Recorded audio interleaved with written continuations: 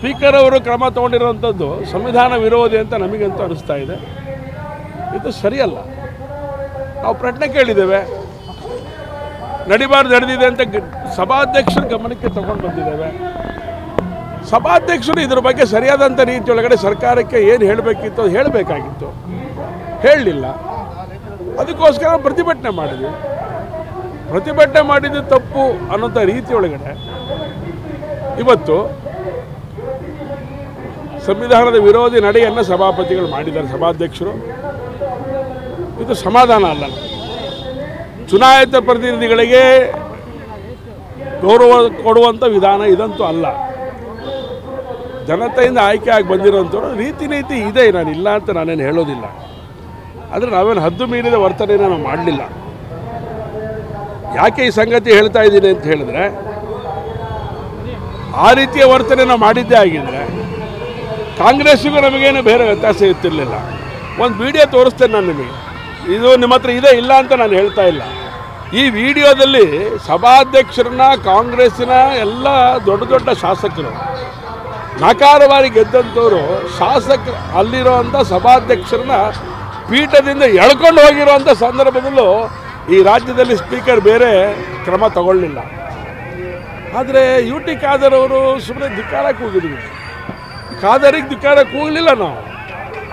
ನಾವು ಧಿಕ್ಕಾರಕ್ಕೆ ಹೋಗಿದ್ದು ಈ ರೀತಿಯ ನಡವಳಿಕೆ ಮಾಡ್ತಿರೋಂಥ ಸರ್ಕಾರದ ವಿರುದ್ಧವಾಗಿ ನಾವು ಕೂಗಬಾರ್ದು ಅಂತೇಳಿ ನಮ್ಮನ್ನು ಹತ್ತಿಕ್ಕುವಂಥ ಕೆಲಸವನ್ನು ಮಾಡ್ತಾರೆ. ಇದು ಸಭಾಧ್ಯಕ್ಷರ ನಡೆ, ಇದು ಕಾಂಗ್ರೆಸ್ಸಿನ ನೇತೃತ್ವಕ್ಕೆ ಶಕ್ತಿ ಕೊಡ್ತಾರೆ ಅಂತ ನಡೆ ಅಂತೇಳಿ ನಾನಂತೂ ಅಂದ್ಕೊಂಡಿದ್ದೇನೆ. ಹಾಗಾಗಿ ಇದು ಅಕ್ಷಮ್ಯ.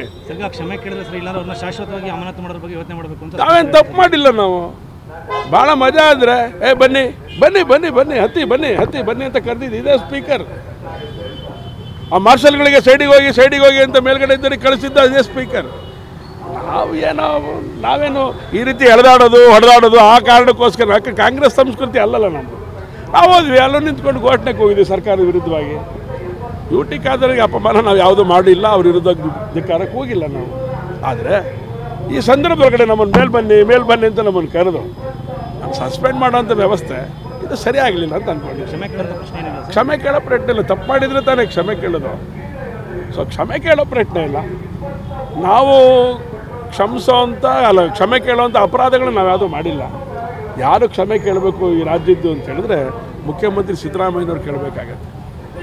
ಯಾಕೆ ಅಂತ ಹೇಳಿದ್ರೆ, ಒಬ್ಬ ನಿಮ್ಮ ಮಂತ್ರಿಮಂಡಲದ ಸಚಿವರಿಗೆ ಆಗಿರುವಂಥ ಸಂಗತಿಯನ್ನು ಹೌಸಲ್ಲಿ ಪ್ರಸ್ತಾಪ ಆದರೂ ಕೂಡ ನೀವು ಅವರಿಗೆ ಸರಿಯಾದಂಥ ರೀತಿಯೊಳಗೆ, ಉದಾಹರಣೆಗೆ ನಮ್ಮ ಹನಿ ಟ್ರ್ಯಾಪ್ ಬಗ್ಗೆ ಚರ್ಚೆ ನಡೀತು.